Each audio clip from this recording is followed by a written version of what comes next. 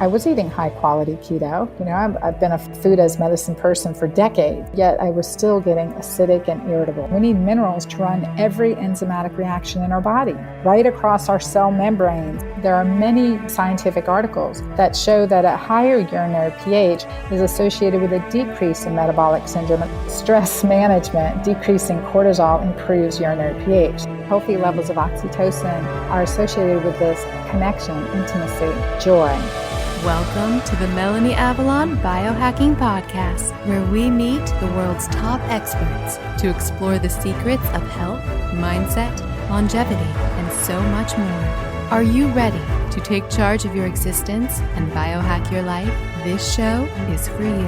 Please keep in mind, we're not dispensing medical advice and are not responsible for any outcomes you may experience from implementing the tactics lying herein. Are you ready? Let's do this. Welcome back to the Melanie Avalon Biohacking Podcast. Today we have a wonderful episode with a woman that I completely adore, and that is Dr. Anna Cabeca. She is the author of The Hormone Fix, and she has an incredible story of overcoming early menopause and addressing all of her hormonal symptoms by changing her diet. I really love her perspective of keto. She found that a keto diet didn't really work for her until she made some tweaks to make it more alkalinizing for the body. And yes, we do get into the actual science of alkalinity in the body in this podcast, because I know people often raise a proverbial, if not literal, eyebrow at the concept of alkalinizing one's body through dietary choices. So if you want the science behind it, we go in deep. We also talk a lot about the implications of hormones and how to regulate them, as well as how stress affects the body, and so much more. The show notes for today's episode will be at melanieavalon.com/hormone-fix.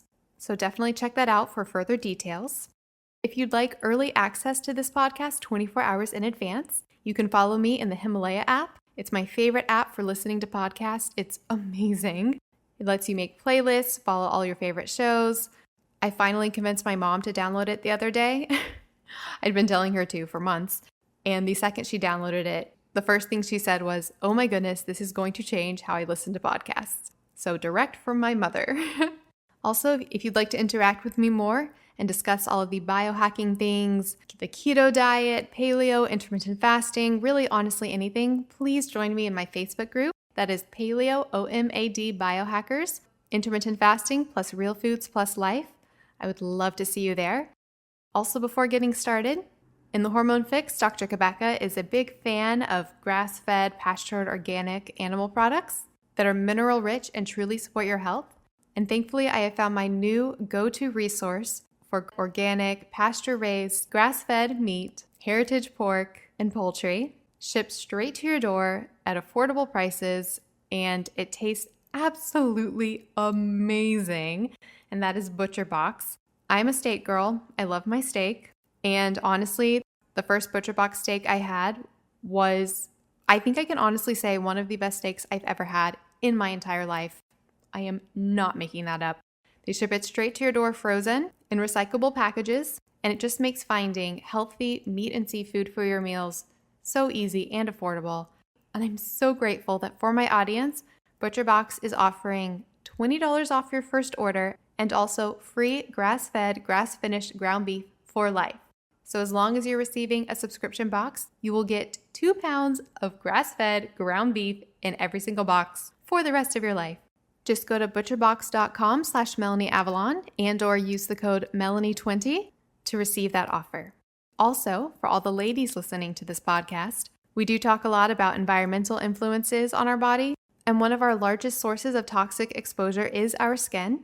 It took me a very long time, but finally I have found a company that I wholeheartedly can advocate for non-toxic, beautiful skin products to support your natural beauty. That is Beauty Counter. My favorite thing is they test for heavy metals, including things like lead, which are rampant in beauty products. And they also have skincare products as well. Do not hesitate at all to check them out. You can shop with me at beautycounter.com/MelanieAvalon. And if you place your first order through that link, you will receive a hand-picked Beauty Counter gift coming straight from me. All right, so without further ado, please enjoy this wonderful conversation with Dr. Anna Cabeca. Hi, guys. Welcome to today's episode. So, I am here today with a wonderful woman who I have had before, actually on the Intermittent Fasting podcast, but she is a wonderful, amazing, motivating resource for listeners. And I just had to get her on this new podcast ASAP, and that is Dr. Anna Cabeca. So she is an Emory University trained gynecologist and a women's health expert. And I'll let Dr. Anna tell listeners herself about her story, but she was actually diagnosed with early menopause at age 38. And through that, which we'll hear more about, had some really revolutionary findings in the health and fitness world and how diet affects our hormones. And she really overcame a lot and has a lot to share with listeners. And you may also be familiar with her. She is the author of The Hormone Fix, which is an amazing book. So the subtitle for that is Burn Fat Naturally, Boost Energy, Sleep Better, and Stop Hot Flashes, the Keto Green Way. And guys, this book is an amazing resource. I cannot recommend it enough. We'll definitely be diving into a lot of the topics discussed in it. But thank you so much for being here, Dr. Cabeca. It is great to be here with you as always, Melanie. Thanks for having me. No, of course. So we were talking a little bit before the call, but first of all, congratulations on the success of your book, The Hormone Fix. I know that must be really exciting to see your work really reaching a broad audience. Oh my gosh, it's been thrilling. And to hear the success stories and the revelations and the testimonials, it's been really, really heartwarming. So I thought to start things off, would you like to tell listeners a little bit about your personal history? And I mentioned it briefly, but your personal hormonal crisis that you had and what you experienced with that and why that actually made you so interested in your current approach to health and wellness? Yeah, it's definitely I've taken a few tangents in my life and, always been interested in natural approaches to medicine and healing. I went to an osteopathic medical school and then I trained at Emory in gynecology and obstetrics. And, I came out knowing as much as I could know, right, as an expert trained in the field of women's health. But then at age 38, following a personal crisis and tragedy in our family that left, us all devastated and grieving, I went into early menopause. I was diagnosed in early menopause and early ovarian failure, premature ovarian failure. I was told I would never be able to have another child. And at that time, my husband and I were trying to have another child desperately. And I failed the highest doses of injectable fertility treatments. And it was devastation upon devastation.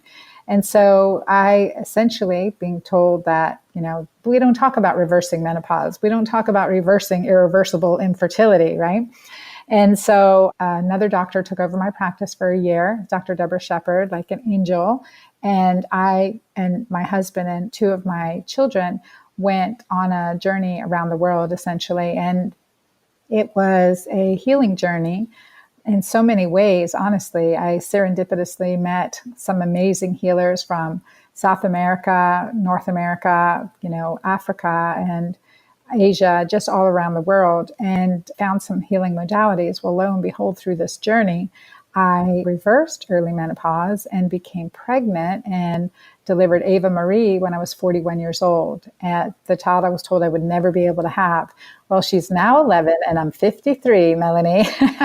And I'm like, God help me every day. That is so wonderful. Congratulations. Thank you. Well, then there was a twist in it, which really led me into my Keto Green Way, which I write about in the book, right? There's a healing physically, but trauma and PTSD takes its toll on you. It's under the surface, swimming away, it's brewing all the time. And well, that led me to feel burnout, disconnected, and really challenged mentally, brain fog. And at 48, I was hitting essentially another early menopause, it looked like, and gaining 5, 10, 20 pounds without doing anything different. So I used to hear my patients say that, Dr. Anna, I'm gaining 5, 10, 20 pounds and I'm not doing anything different. And I'd be like, honestly, Melanie, I'd be like, sure, you're not, right? Like you're having a candy bar somewhere. I mean, how does that happen? Well, lo and behold, it's super true. It does happen. And to add to my humility, it happened to me. And amidst the brain fog, amidst raising a child in elementary school and two in middle school or high school at the time, there were so many challenges. And I needed to definitely get the weight off because I'd been way over 240 pounds, lost those 80 pounds, kept them off for nearly a decade. And now here they were creeping back up, so like, when will the weight gain stop was running through my head. And from there, I said, okay, let me do severe carb restriction, go keto. And this is 2014. And, whenever I put my patients on a severe carb restricted diet, whether it was for candida or seizure management to get them into ketosis, women in the perimenopause age range, I noted, would say, I feel like I'm hitting a wall. I don't like how I feel on this. I'm irritable. And for me, I called it going keto crazy. Like, I did not feel good. And, when you're managing a household at that point, I was a single mom, and there's no time for any brain fog. So I went to the research and tried to figure out what was going on, as well as my functional medicine roots, and just started taking my urine pH. Now, urinary testing is like a vital sign. Everyone can do it, and it tells you something about your body. And I really emphasize checking urinary pH. Well, lo and behold, I was as acidic as you can get. And I started alkalinizing low, but I still wanted to be keto, and I needed to keep that weight from creeping on. So low carbohydrate greens, lots of mineral-based, rich, dark leafy greens like beet greens, kale, cabbage, all the sprouts and cruciferous vegetables like broccoli and cauliflower, asparagus. So adding in those low carbohydrate greens to get an alkaline urinary pH, and then push myself into ketosis. And not just through what I'm eating, but through lifestyle. Extended intermittent fasting is key, as well as no more snacking and getting out in nature to reduce cortisol, that hormone that is, was brewing for me in my trauma, PTSD, under the surface. Even though I was relatively high functioning, that still was slowly disintegrating my hormones. And that caused this cortisol oxytocin disconnect that I write about in my book as well. So that led me to lose the weight really quickly, get this amazing clarity. So getting keto green, getting keto alkaline creates this, I call it energized enlightenment, Melanie. It's this clarity of brain focus and peace. And it's a really great, great feeling. So that's the story. And now I'm just, bringing now hundreds of thousands of women and men and teens even along with me in this journey, and watching some amazing results.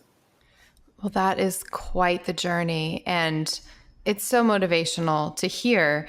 And it really validates, I think, everything that we read in your work. It makes it so much more real and motivational when we know that the work is coming from somebody who's been there, done that, and has known the experience. Like you were mentioning with the weight gain, I think until people have that effect where, hormones or something is affecting like their weight gain, for example, it can be hard to relate to that feeling of gaining weight, even though you're making all these changes, and it can seem really helpless. And then also with the hormonal issues, I think people so often, it can really seem helpless when you're stuck in these dark places. So it's so motivating to know that there's a way out through diet and lifestyle and, mindset shifts and everything. So many topics that I want to touch on with you, but you were mentioning the role of cortisol and oxytocin and things like that. And in your book, you refer to the three magic hormones, and those are insulin, cortisol, and oxytocin. So I was wondering if you wanted to tell listeners a little bit briefly about how those work in the body and why we do often today experience so many hormonal imbalances, especially with those hormones. Yeah, absolutely. And it's so true. I know how many people can feel helpless, and that there's something to remove guilt and any shame around that, because I'm, an Emory University board trained physician. I've worked around the world. I've trained other physicians, and I was struggling, right? Here I am, a women's health expert, and I was struggling. So with all of that, and as a gynecologist and certainly as a women's hormone expert, I wanted to believe that it's all about, fine-tuning estrogen, progesterone, testosterone, even DHEA. But we know that it definitely takes more than hormones to fix hormones. And our reproductive hormones are minor compared to the major hormones. And that's what I recognized in this journey of mine. And so, looking at the overarching role of cortisol, insulin, and oxytocin was really powerful. And I look at it this way, like in our body, we have hundreds of hormones, right? Hundreds of hormones circulating, neurotransmitters, hormones, and, from all with their own particular role and responsibility, but they need to work together. And if you think about it as a university classroom, right? You think about all these hormones as your students. You have two main professors that you learn from, and I would call them cortisol and insulin. So they're governing professors, right? They're guiding you, overarching, teaching you, directing you, and ultimately you get to do what you got to do, right? And then oxytocin would be the dean of the university or the president of the university. And so if you think about it that way, there's some overarching management for the overall feeling and relationships involved. And so when I recognize the importance, like how improving cortisol and insulin and oxytocin was in my life, I mean, all my other reproductive hormones, I mean, those fell into even better balance.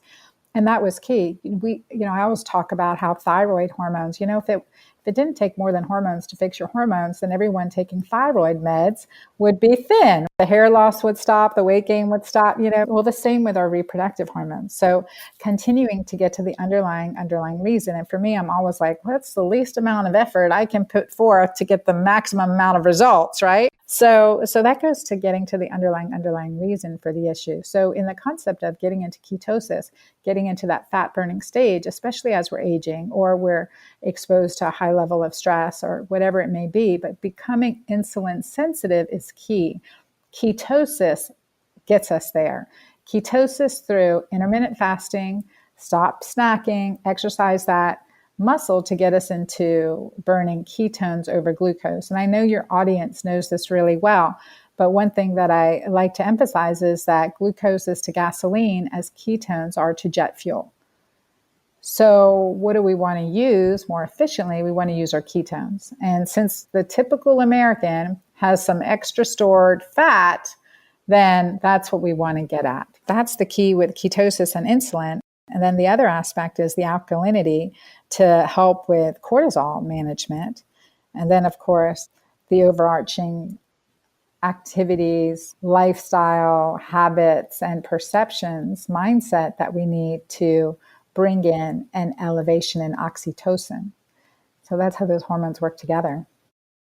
Awesome. So I'm so glad that you go into the details about all of this surrounding ketosis, because especially the keto diet is, it's like the celebrity diet now. And I think it's funny because I've been experimenting with ketogenic diets for, years and years and years. And it's really interesting to see how popular it is today. But I think there are so many aspects to it that are misunderstood.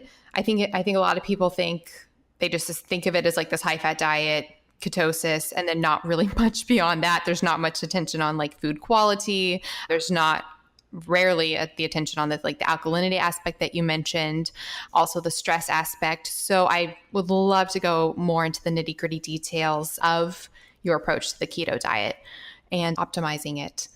Yeah, absolutely. We say, okay, there's a way to do keto dirty versus keto green, which is keto clean. And I think that really is a good clarity, but I have to laugh because you're talking about the celebrity diet. And I was interviewed regarding Kourtney Kardashian's keto approach in which she has cheat days. And so they were like, okay, well, she's not keto if she's doing cheat days. I'm like, well, we're not calling them cheat days. We're calling them feast days. And certainly you're bumped out of ketosis during that time. But, I'm all for a feast day periodically. So there we go. And that's okay. Yeah, I think that's something else that we're seeing, I think a lot is, some people seem to do really well on long-term ketogenic approaches. They can just stay the course for, months and months, if not years. But then it seems that other people, and I think particularly more often with women, that we do maybe, possibly benefit from these quote carb up days that are, or that which might manifest as like a feast day, but just to, stock up on those carb stores again or modulate the metabolism to some extent. So I think it's very nuanced and very individual, but you definitely provide a wonderful approach in your book. I did want to talk to you first. You're mentioning how ketones are superior fuel to use for the body, kind of like jet fuel, and how they can help modulate insulin. What do you feel about the idea that's often posited that the ketogenic state is actually a stressful state for the body, especially with you speaking about how we're trying to reach this state of optimizing stress or minimizing stress. How do you feel about that? Do you think the ketogenic diet does become stressful for the body at all, or can that be modulated through the food choices? What are your thoughts on that? I think it can absolutely be modulated through the food choices. And I'm watching the research very closely, as you can imagine. And certainly there's some research to say that keto long-term can actually have adverse neurologic consequences. But what kind of keto is that, right? It's not keto green, I guarantee you.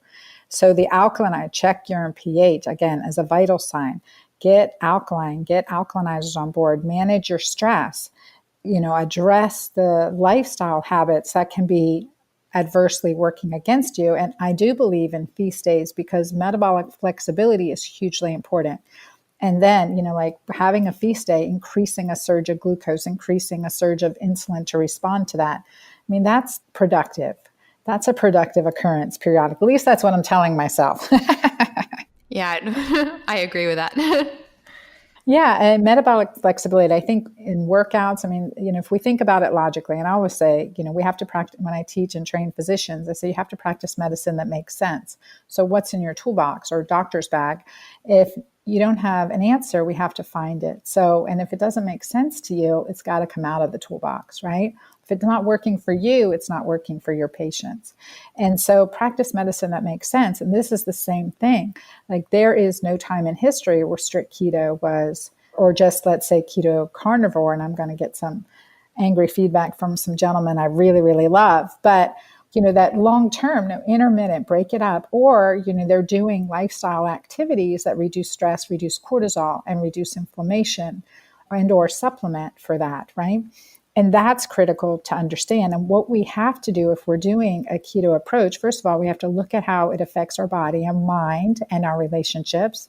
Again, we can look good, feel good, but if we don't have good relationships, we're not doing good. So that's critical. That's where oxytocin really comes into play.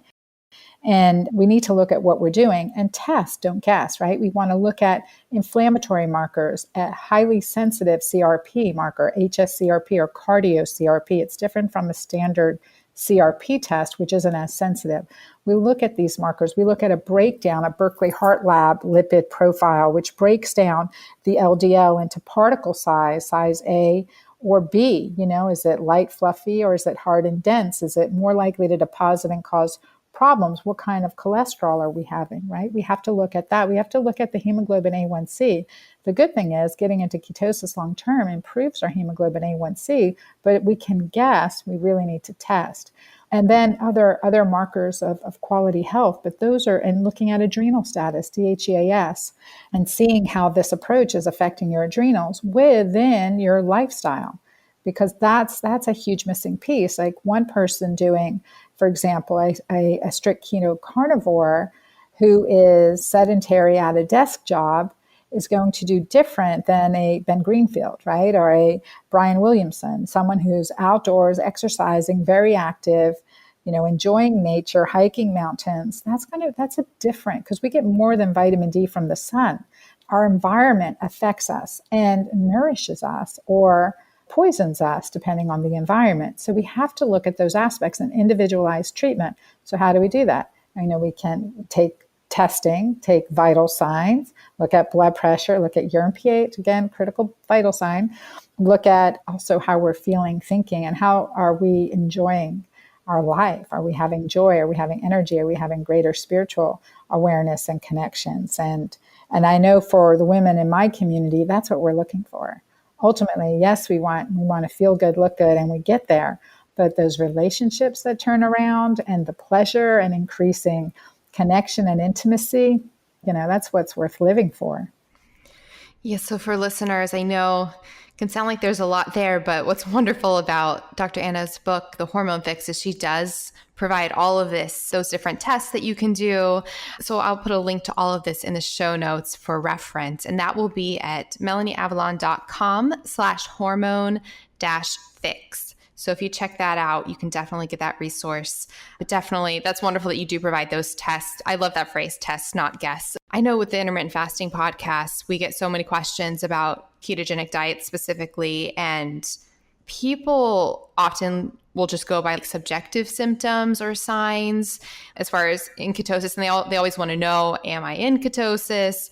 But I think it's wonderful to actually provide concrete tests to see what is actually happening. I'd love to go a little bit into the alkalinity aspect more of your diet, because that's something that I've been really, really fascinated by. And I remember when I first heard the alkaline diet concept, of course, it wasn't associated with the ketogenic diet at all. But I remember when I first came about it, it was really, really popular when it first came up as like an idea, I guess, popularly in the culture and the media. On the one hand, so many people would swear by the alkaline diet and how much, alkalizing their body created so many health benefits. But then there was always this backlash where people were saying, no, your dietary food choices don't actually affect the alkalinity of your body because it is so tightly regulated by your body. When I was first exposed to that, I was like, well, yeah, that makes sense. Your body's regulating it. But the more and more I researched, the more I realized, even if your body is regulating your body's alkalinity, clearly the environment that it's in is going to be either supporting that or is going to be more taxing. So even if the body's regulating it, this is just my thoughts, even if the body's regulating it, it would make sense to provide a diet that would support that naturally. What is your response to people who say that we can't change, our body's pH via our food choices? Or what do you see, and what is your response to that? Yeah, no, this is a great thing that I face head on in many audiences. And the big thing is to understand the difference, right? The big thing is to understand the difference. When I'm checking someone's blood pH, I'm doing an arterial blood gas pH. Someone comes into my emergency room crashing. I'm going to put a needle in their wrist into the radial artery and draw arterial blood, right? That's as quickly straight from the heart as you can get. And that blood pH is strictly regulated. Now, different parts of the body, we're going to have a little bit different. Venous blood pH, different. Arterial blood gas pH is what we call it, is very strictly regulated 7.4, around there. Plus or minus, a little bit too high, a little bit too low, we're getting really sick. Now, can starvation cause a metabolic acidosis? Absolutely. Can we get, diabetes and increase in blood sugar and excessive over time cause pH disturbances? Absolutely. Can chronic malnutrition cause blood pH changes? Absolutely. That is scientific. That is by nature and design. There's no question about that. So what we're talking about is, in this aspect, the alkaline approach to help remove some of the acidity. And what are we doing when we're eating alkaline foods?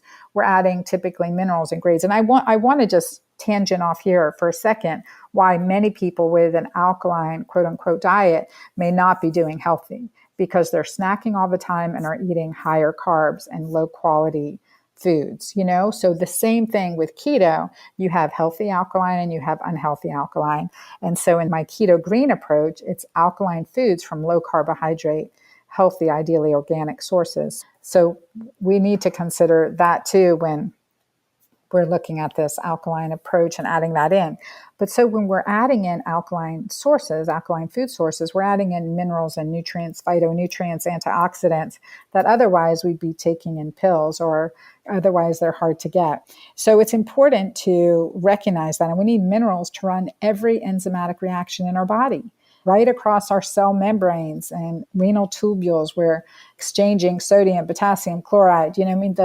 The mineral shifts are critical for body pH, right? Those mineral shifts are critical for body pH.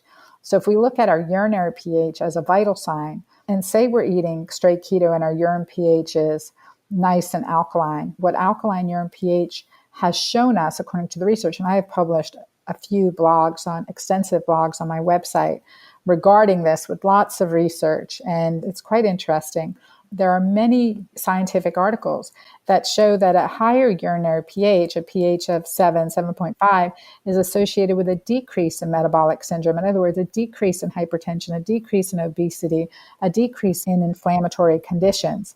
So we can say, as a marker, looking at urinary pH is giving us another vital sign to manage in our lives and in our bodies. And adding in minerals makes sense. And this is what I personally experienced. So when I was I've been around this a number of times, back and forth testing with so many clients. But when I went straight keto, I was eating high quality keto. I've been a functional medicine and a food as medicine person for decades, for my entire life, honestly. So I was eating high quality keto, yet I was still getting acidic and irritable and crazy. And this is during, again, that was age 48. So this is in a period of time, which I call neuroendocrine vulnerability, ages 35 to 55 for women, when our progesterone is declining sharply, estrogen starts to decline, testosterone and DHA have all been declining. So these neuroprotective hormones, we're losing those. And so during this time period, I think we're particularly vulnerable. And so when we incorporate these alkalinizers, when I incorporated these alkalinizers just through food sources, not adding mineral supplements, but increasing my low carbohydrate food sources, that moved the needle in how I felt, how the weight came off, and that sense of peace and improved mood and re-regulating my menstrual cycles again, restarting my menstrual cycles again, kicking me back out of early menopause. All of that came into play. So the physiology behind that is a function of this, alkalinity component of the added minerals, of the added nutrients. But Melanie, what's really important to know is I was initially in this test phase and checking my urine pH and ketones maybe 5, 7, 10 times a day. As I was testing, I recognized that the mornings I would go walk on the beach, my urine pH would be alkaline immediately. So stress management, decreasing cortisol, improves urinary pH. So that's why it's such an important vital sign. So for example, if we have high stress, high cortisol, that affects hydrogen ion excretion across the renal tubules. And so that, and mineralocorticoid receptors. So you have the surge in acidity, essentially. So that's another critical aspect that we need to look at as we biohack our bodies, as we work for longevity and clarity. And so that's what's so exciting about it, because that's completely in our control. Do you think walking on the beach, like the grounding aspect of that, came into play with your body? Absolutely. And I talk about that in my book too, the environmental aspect. So we get more than vitamin D from the sun. I'm a big proponent of early morning sunlight into our eyes, not through our glasses, not through our contacts, but into our eyes, and then grounding on the earth, walking barefoot on the beach or into the water. Absolutely. Absolutely. Yeah, I recently ordered a grounding mat for my apartment, and I could be anecdotal, could be just me, but I saw such a change that I immediately ordered like 5 more mats. And I have them everywhere. So I'm sitting on one right now. But I really noticed that with the grounding aspect. And I think the environmental aspect is so huge. I was wondering, I saw a study recently, and I'm trying to remember what the actual percentages were, but are you familiar with how much our body's alkalinity is affected from food versus like mindset and practices like that? Because I mean, it's so interesting that you're saying that, the days that you walked on the beach that you saw this immediate change in alkalinity. So I don't know, like, not what is more potent, but do you think that we can also really alkalinize our body through environmental choices, walking outside, mindset even? Is that just as important as the food? Absolutely. I actually say food is 25%. Everything else is the 75. Wow. Okay. Hi, friends. I hope you're enjoying this conversation that I had with Dr. Anna Cabeca. So as we discussed, environment has a huge effect on our hormones and our health in general. One of the most amazing ways to get therapeutic health benefits in your environment is with red light and near-infrared therapy. Red light is a type of light found in the natural rising and setting sun, so you can use red light to regulate your circadian rhythm, wake you up in the morning, and calm you down at night. It's also been shown to benefit mood, reduce stress, and improve skin health. Studies have shown that it increases collagen production and can even work for targeted fat burning by making fat cells more porous and releasing the fatty acids into the bloodstream. Near-infrared therapy also has amazing benefits. It is especially potent for pain relief and muscle recovery. In one study, 70% of patients with arthritis saw significantly improved symptoms with red light therapy. Studies on exercise and muscle with red and near-infrared therapy have shown increased muscle force and speedier recovery. If you want all of the research that I've done, just go to melanieavalon.com/redlighttherapy. I have a lot of studies there. However, there is a catch. The specific wavelength to achieve all of these benefits with red and near-infrared therapy is very, very specific. And most of the devices on the market, quite honestly, are not going to provide the wavelengths that you need in that therapeutic range. Thankfully, I found Juve. They make red light and near-infrared therapy devices that use the exact specific wavelengths that you need to experience all of these benefits. The skin health, the fat burning, the stress relief, the circadian rhythm benefits, the energy potential, so much more. And I do have a special offer. If you use the link juve.com/MelanieAvalon, you will not only receive a gift from Juve, but if you forward your proof of purchase to podcast@MelanieAvalon.com, you will also receive a signed copy of my book, What When Wine? Lose Weight and Feel Great with Paleo-Style Meals, Intermittent Fasting, and Wine, which, by the way, has a ton of information on finding the whole foods diet that best supports your personal health, on how to do intermittent fasting, common questions and concerns surrounding it, the health benefits of wine, yes, I am a wine fan, exercise and other biohacking hacks, and even 50 amazing gluten-free recipes by celebrity chef Ariane Resnick. And those recipes, by the way, are also noted if they are keto-friendly, dairy-free, low FODMAP, vegan or vegetarian, and more. All right, now back to the show. Also for listeners, I think a lot of people fall into a keto rabbit hole and they get this fear of carbs and they associate that fear of carbs even with things like green vegetables and a lot of like the alkaline foods that you promote in your book and talk about. So what does this keto green diet look like practically as far as, adding in vegetables and things like that? I guess like literally on your plate, like, how many vegetables are people going to be consuming? And what do you say to people who are, scared about if they're in this like really low carb keto approach, like high fat, lots of meat, lots of fat, and that's pretty much it? How do you assure them that it's okay to bring in these more quote carbs via these alkalinizing greens and such? Yeah, well, first and foremost, we can do so much with low carbohydrate grains. We can do a lot of good work for our bodies. And the biggest thing for individuals is try it. Just try it. Try it for 2-3 weeks. And then in my book, I have a 10-day quick keto green kickstart as well as a 21-day plan. So I give a lot of options. And I'm a very visual person. So for me, it's like, what does a keto green plate look like? And again, remember, it's 25% about what we eat. There's another 75% in there that I go through in my book. But if we look at the plate, say, for example, we break fast. And again, I have clients eat ideally before 7 p.m. because we know after 7 p.m. our body's excreting much more insulin for the same meal than it would have at 5 p.m., for instance. So we want to eat by 7 p.m. and then break fast, 13 to 16 hours later, depending on your practice, but break fast with a keto green meal. And so that may look like, smoked salmon with capers and some slivered red onions and on a bed of spinach topped with some sprouts and drizzled with olive oil. That's a perfect, one of my favorite break fast. And I might add another fried egg on there or something else, but that's a perfect break fast. Another thing is, keto green smoothie. So you can use nuts and seeds for protein and add in some additional fiber from your greens. So sprouts, kale, spinach, and oil. So what's your, you have some fats in the nuts, but you can add in a quarter or a half of an avocado, add in just water or a coconut milk. And there goes a beautiful keto green smoothie, because what's really important, especially for women, is that we keep carbs really low in the morning. So we're not getting that low blood sugar, increasing our hunger and decreasing our willpower as the day goes on. So keeping the carbs really low in the morning is really important. Having enough healthy fats and protein in the morning when you break fast, or whatever time you break fast, to fully satisfy you. And that enables, stronger willpower. You're not going to snack, which I essentially prohibit in my plan. So you become more insulin sensitive.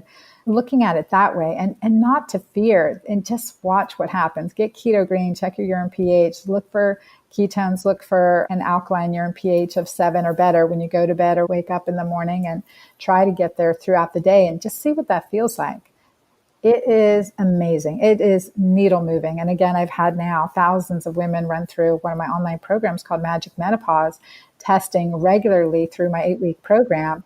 And the transformations are amazing. It's not just about the weight loss, which they get, but the clarity, the focus. And one patient said to me, or one client said to me, Dr. Anna, it's not only that I'm feeling better, I have more energy, I'm riding my horse that I haven't ridden in 2 years, but I like my family better. And guess what? They like me better too.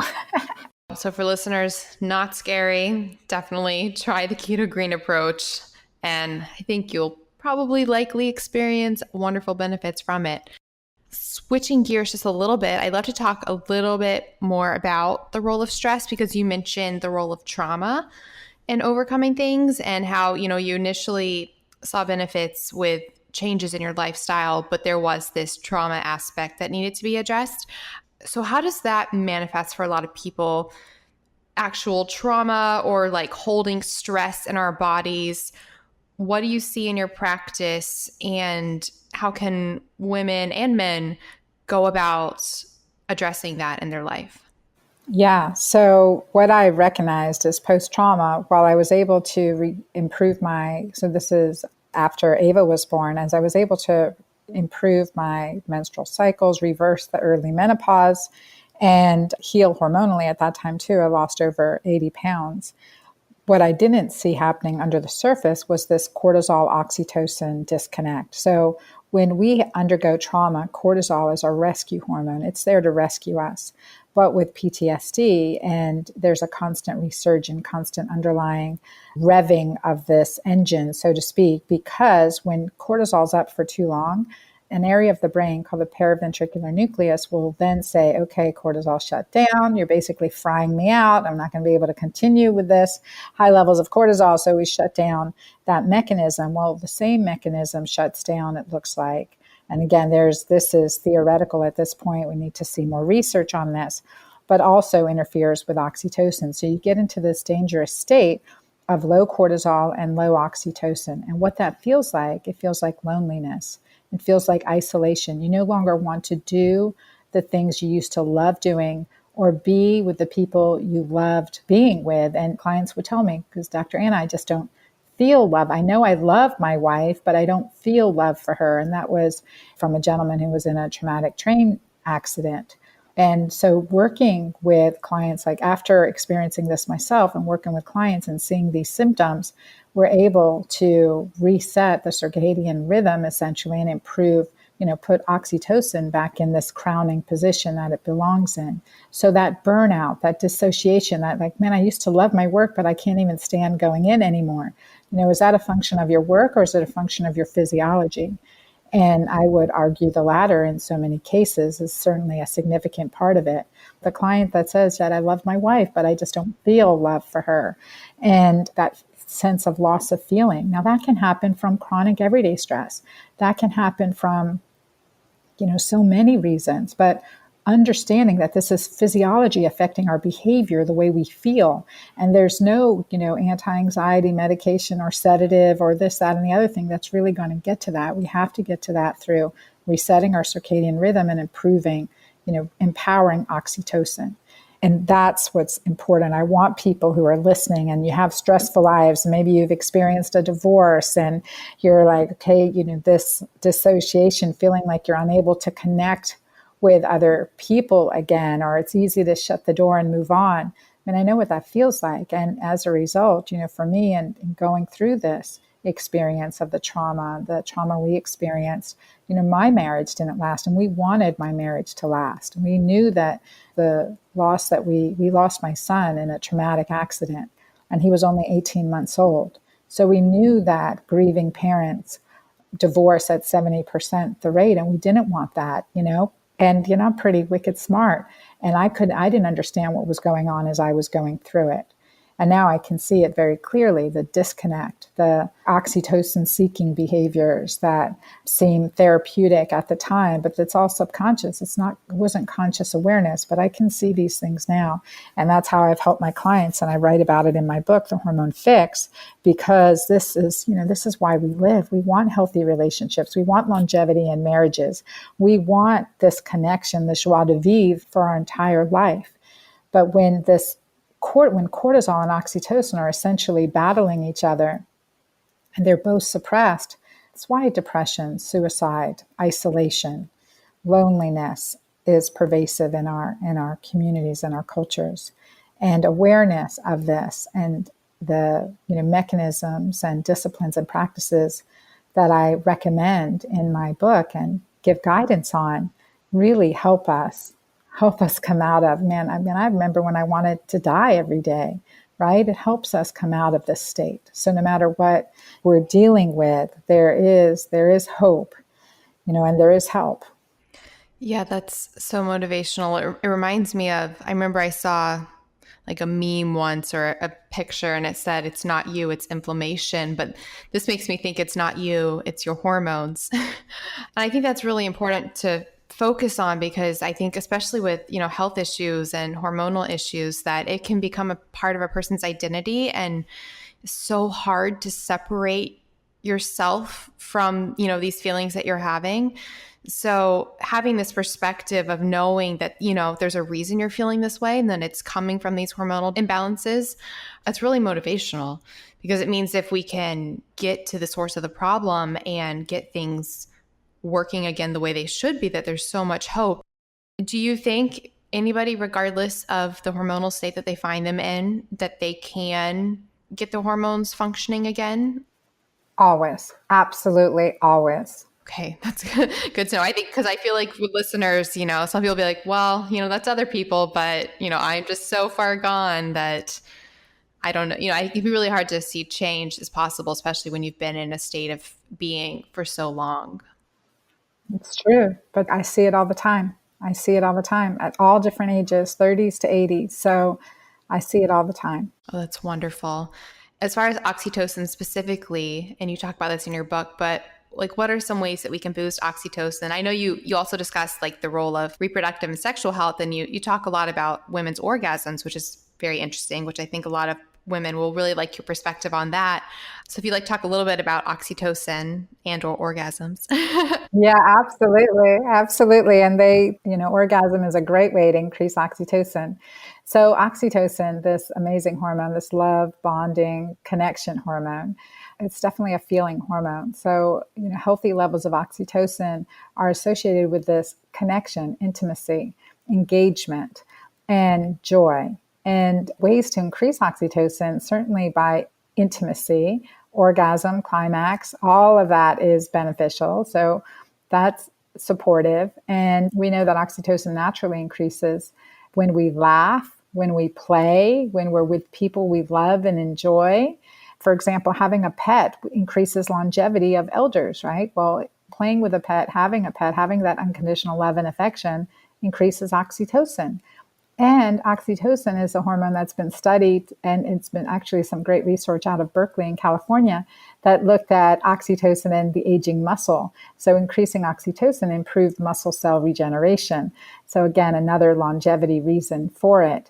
Healthy marriages tend to, of course, increase longevity. So the intimacy connection is a big part of that, and that's the role that oxytocin comes in as. And playing on a playground, for instance, I don't care how old you are, getting on a playground, swinging on those swings increases oxytocin. Head rubs, if you like them, increases oxytocin. Massages, facials, hence my reasoning and justification for at least a weekly or bi-weekly massage and facial. I do the same thing with the massages. I'm like, this is for the health, but it really is. The hormones, also the lymph stimulation from it, and then the human touch aspect, I think is so important. Especially our world, I think, can be so isolating today for a lot of people. Well, we have to come out of that, right? Because we think, why is it so isolating? Why don't we know our neighbors?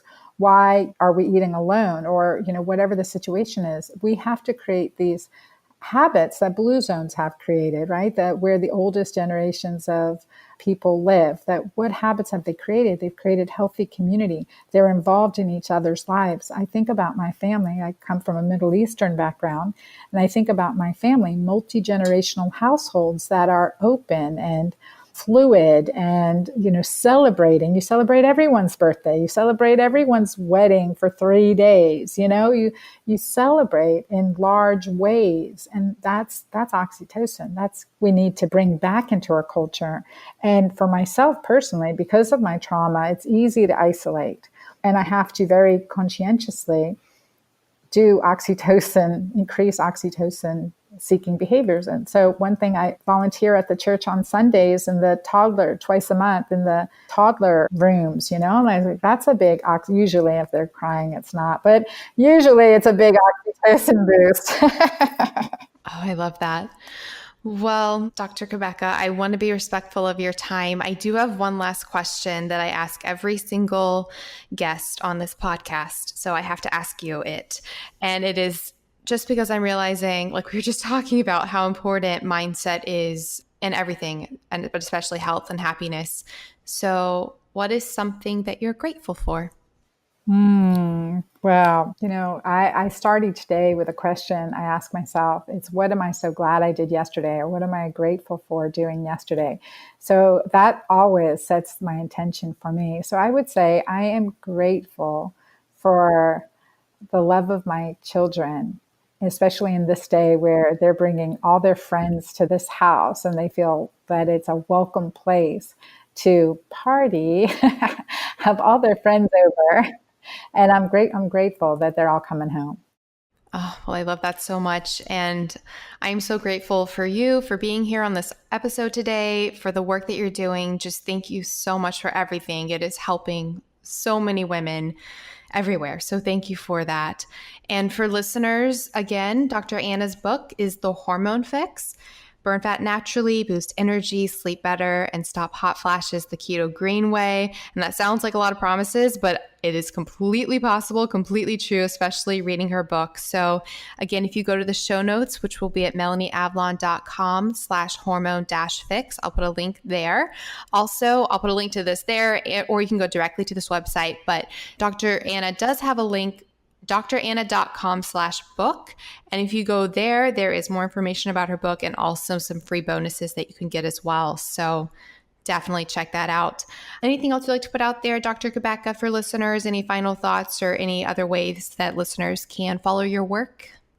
Yeah, no, I love it. dranna.com, so dranna.com. And please join me in my community group. So I have Keto Green Community, and we get a lot of great questions and community support, just creating a loving community. So I just recommend to all of our listeners is, really reach out to others, and congratulations for setting a good example for others around you in your communities.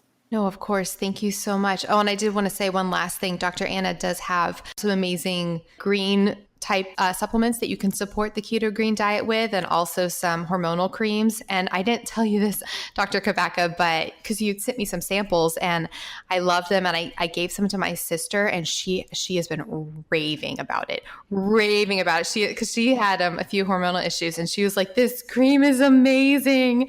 And so she's been buying it now as well. So thank you. Your products that you've created to support everything, they really work as well. So I can definitely promote those to listeners. Oh, thank you. And you're very welcome. I'm so glad. Yeah, there wasn't very much natural options for me, let alone my patients. So I needed to create them, and they've just been incredibly well received. Yeah, I think that's how the best products come about, when it's coming because there's the need from the person who formulated them. So, well, thank you so much. And I hope you enjoy the rest of your week, and maybe we can get you back on in the future, especially if you release any future works or things like that. I'd love to talk to you again. Absolutely. Thank you. All right. Well, thank you. Have a good day. You too. Bye.